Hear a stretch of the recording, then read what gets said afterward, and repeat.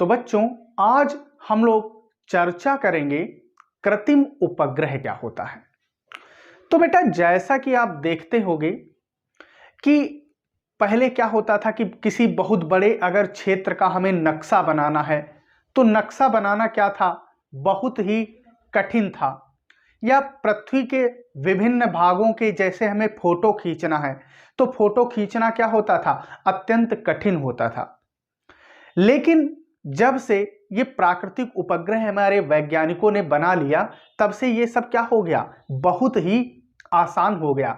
या आप देखिए नेटवर्किंग व्यवस्था और उसके बाद में अपना दूर संचार व्यवस्था या अन्य प्रकार की जो हमारी संचार व्यवस्थाएं हैं, मीन्स जो भी हमारी नेटवर्किंग सिस्टम है वो कितना आसान हो चुका है। तो ये सब किस कारण हुआ, इन सब का जो है श्रेय हमारे उपग्रहों को तो ही जाता है।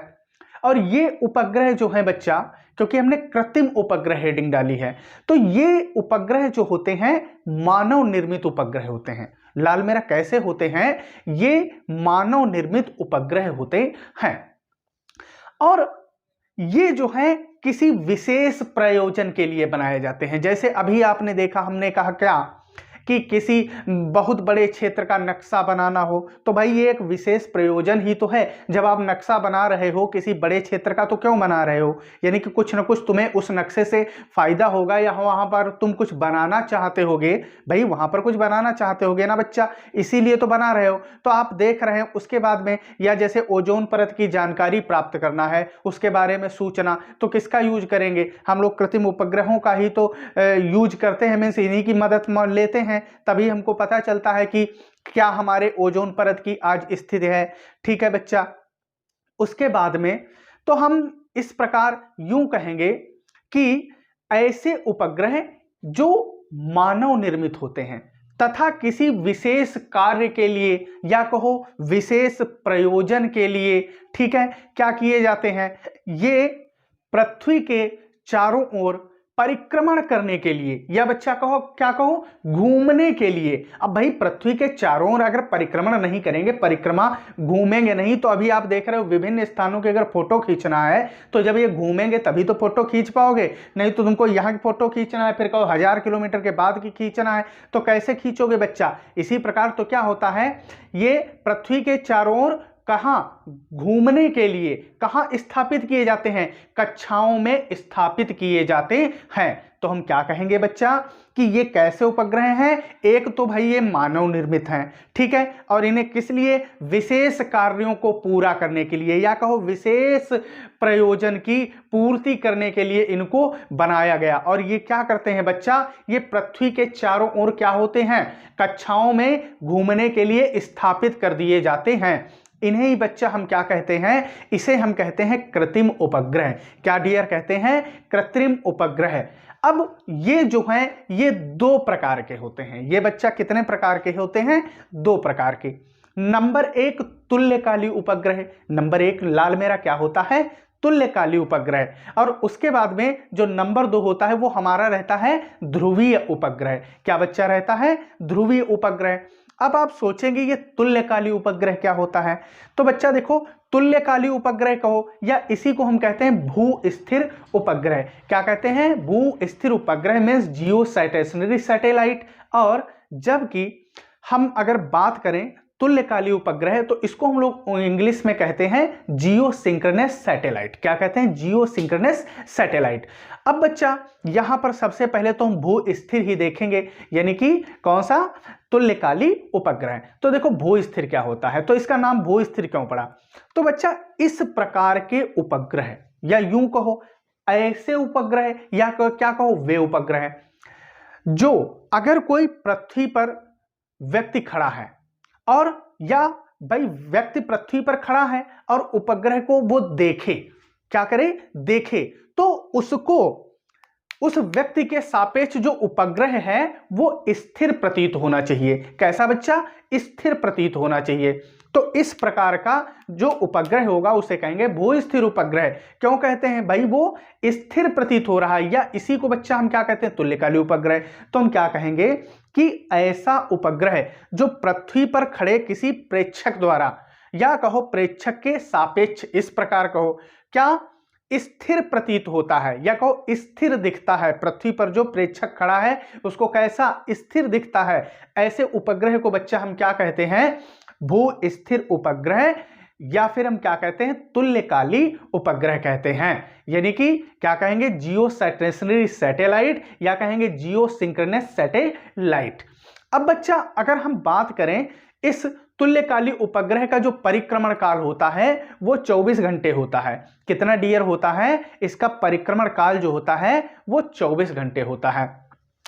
फिर इसके बाद में अगर हम देखें ये कितनी ऊंचाई पर रहते हैं या कहो कितनी ऊंचाई पर ये चक्कर काटते हैं, तो बच्चा ये पृथ्वी तल से जो है 35,830 किलोमीटर की ऊंचाई पर ये रहते हैं। और उसके बाद में बच्चा 42,200 किलोमीटर त्रिज्या की कक्षा में ये चक्कर काटते हैं, मीन्स राउंड लगाते हैं। यानी कि कितनी ऊंचाई पर, 35,830 किलोमीटर पृथ्वी से क्या रहती है, ये हाइट ऊंचाई, और त्रिज्या जिस त्रिज्या में घूमते हैं वो 42,200 किलोमीटर की त्रिज्या रहती है। डियर कितनी त्रिज्या रहती है, 42,200 किलोमीटर। हमने क्या कहा कि 42,200 की क्या रहती है इनकी बच्चा त्रिज्या, और जबकि ऊंचाई क्या रहती है इनकी, ऊंचाई जो है डियर वो रहती है 35,830। डियर कितनी रहती है, 35,830 किलोमीटर की इनकी ऊंचाई रहती है।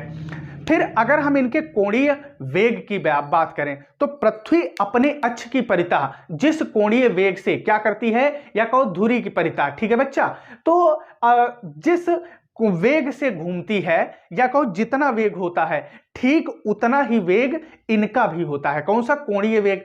जबकि अगर हम इनके रेखीय वेग की बात करें, किसके, भू स्थिर उपग्रह या कहो तुल्यकाली उपग्रह, तो बच्चा इनका जो रेखीय वेग होता है वो 3.1 गुणे 10 की घात 3 मीटर प्रति सेकंड होता है। कितना बच्चा, 3.1 गुणे 10 की घात 3 मीटर प्रति सेकंड, या यूं कहो कि 3.1 किलोमीटर प्रति सेकंड होता है। कितना बच्चा, किलोमीटर प्रति सेकंड होता है।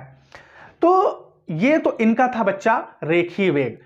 अब बच्चा हम लोग नंबर 2 देखेंगे, ध्रुवीय उपग्रह, कि ये ध्रुवीय उपग्रह क्या होते हैं। तो देखिए ये जो ध्रुवीय उपग्रह होते हैं, सबसे पहली बात तो ये पृथ्वी की ध्रुवीय कक्षा में परिक्रमा करते हैं। कहां बच्चा करते हैं, ध्रुवीय कक्षा में परिक्रमा करते हैं। अब अगर बात करें तो ध्रुवीय कक्षा में कहां पर, तो ये बच्चा पृथ्वी तल से 500 से 800 किलोमीटर की ऊंचाई पर, क्या हमने कहा कि पृथ्वी तल से 500 किलोमीटर से 800 किलोमीटर की ऊंचाई पर ध्रुवीय कक्षा में, कहां, ध्रुवीय कक्षा में उत्तर से दक्षिण की दिशा में परिक्रमण करते हैं। क्या बच्चा, उत्तर से दक्षिण की दिशा में परिक्रमण करते हैं। अब यार जब सोचो ये उत्तर से दक्षिण की दिशा में परिक्रमण करते हैं तो इसका मतलब है कि ये पृथ्वी के विभिन्न भागों पर जाते होंगे, पृथ्वी के विभिन्न भागों पर जाते होंगे।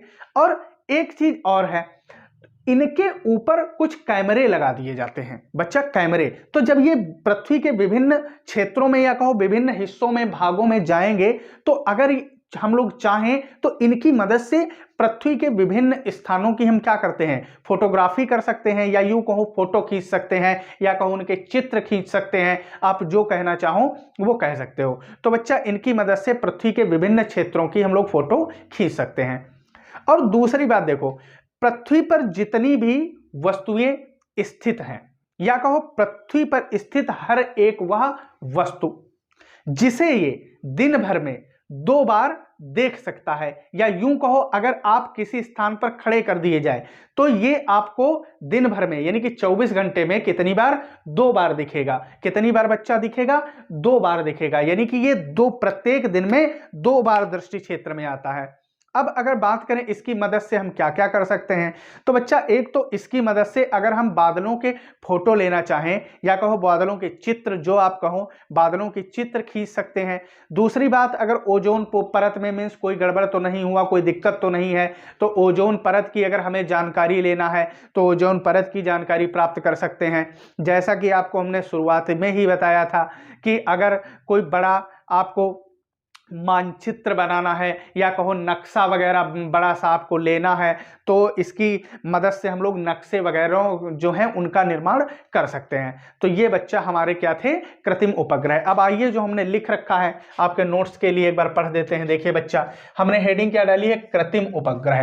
तो हमने अभी आपसे कहा था कि ये मानव निर्मित उपग्रह होते हैं, तो वही तो लिखा है कि वे उपग्रह जो मानव निर्मित होते हैं, और हमने कहा था किसी विशेष कार्य या कहो विशेष प्रयोजन, तो वही लिखा तथा किसी विशेष प्रयोजन को पूरा करने के लिए या कहो पूर्ति करने के लिए या कहो पूर्ण करने के लिए कहां, पृथ्वी के चारों ओर परिक्रमण करने के लिए हमने कहा था कहां, कक्षाओं में स्थापित करते हैं या कहो कक्षाओं में स्थापित किए जाते हैं। ये क्या कहलाते हैं डियर, कृत्रिम उपग्रह कहलाते हैं। फिर हमने कहा था कि ये जो है दो प्रकार के होते हैं। भैया कितने प्रकार के होते हैं, दो प्रकार के होते हैं। नंबर एक, भू स्थिर या कहो तुल्यकाली उपग्रह। भू स्थिर या तुल्यकाली उपग्रह यानी कि जियो स्टेशनरी सैटेलाइट या जियो सिंक्रोनस सैटेलाइट। तो बच्चा ऐसा कृत्रिम उपग्रह जो पृथ्वी तल पर, हमने कहा था कि पृथ्वी तल पर खड़े प्रेक्षक के सापेक्ष कैसा, स्थिर प्रतीत होता है, क्या कहलाता है, भू स्थिर उपग्रह कहलाता है। फिर हमने कहा था कि इसका जो परिक्रमण काल वो 24 घंटे होता है, तो इसका परिक्रमण काल पृथ्वी के अपनी अक्ष के परितः घूर्णन के परिक्रमण काल के ठीक बराबर होता है। क्योंकि कितना होता है पृथ्वी के अक्ष के परितः बच्चा, 24 घंटे, तो इसका भी कितना, 24 घंटा होता है। फिर ये उपग्रह पृथ्वी तल से हमने कहा था कि 35,830 किलोमीटर की ऊंचाई पर, और कितना बोला था, 42,200 किलोमीटर की त्रिज्या में क्या करते हैं, परिक्रमा करते हैं, यानी कि कक्षा में पृथ्वी की परिक्रमा करते हैं। इन उपग्रहों का हमने कहा था कोणीय वेग क्या होता है बच्चा, अभी बताया था कि पृथ्वी का अपनी अक्ष के परितः जो घूर्णन का कोणीय वेग है उसी के क्या होता है, ठीक बराबर होता है। फिर हमने कहा था कि इनकी रेखीय चाल बच्चा कितनी होती है, इनकी रेखीय चाल लगभग जो रहती है 3.1 × 10³ मीटर प्रति सेकंड या कहो 3.1 किलोमीटर प्रति सेकंड होती है। फिर हमने कहा कि इनका जो उपयोग है वो बच्चा शुरुआत में आपको बताया था कि दूर संचार या फिर अन्य संचार प्रणालियों में किया जाता है। फिर हमने कहा नंबर 2, ध्रुवीय उपग्रह। तो क्या बताया था इसमें कि ये उपग्रह कहाँ, हमने कहा था बच्चा कि पृथ्वी के चारों ओर ध्रुवीय कक्षा में परिक्रमा करते हैं। कहाँ, तो वही तो लिखा है कि ये उपग्रह पृथ्वी के चारों ओर ध्रुवीय कक्षा में परिक्रमण करते हैं। और ये उपग्रह पृथ्वी तल से हमने अभी कहा था 500 से 800 किलोमीटर की ऊंचाई पर कहाँ, ध्रुवीय कक्षा में उत्तर से दक्षिण की दिशा में क्या करते हैं, पृथ्वी की परिक्रमा काटते हैं या कहो पृथ्वी की परिक्रमा करते हैं। और इन उपग्रहों पे हमने कहा था कैमरे लगे हैं, उन कैमरों की सहायता से पृथ्वी के विभिन्न भागों या कहो विभिन्न क्षेत्रों का हम लोग क्या कर सकते हैं, चित्र खींच सकते हैं। और पृथ्वी पर स्थित प्रत्येक स्थान एक दिन में हमने कहा था इनकी नजर में कितनी बार आता है, 2 बार। तो 2 बार ध्रुवीय उपग्रह दृष्टि क्षेत्र में आता है। फिर हमने कहा था कि इनका उपयोग बादलों के अगर चित्र आपको लेना है तो इसका उपयोग कर सकते हो, वायुमंडल एवं ओजोन परत के बारे में सूचना प्राप्त कर सकते हो, और बड़े क्षेत्रों के नक्शों के निर्माण इनकी सहायता से हम लोग कर सकते हैं। तो बच्चा ये था हमारा कृत्रिम उपग्रह, इनके उपयोग और ये कितने प्रकार के होते हैं। तो बच्चों हम आशा करते हैं कि हमारा वीडियो आपको पसंद आया होगा। अगर हमारा वीडियो आपको पसंद आया तो वीडियो को लाइक करिए और अपने दोस्तों में शेयर करिए। और अगर अभी तक आपने हमारे चैनल को सब्सक्राइब नहीं किया तो चैनल को सब्सक्राइब करिए। आज के इस लेक्चर में बस इतना ही, मिलते हैं अगले लेक्चर में। धन्यवाद।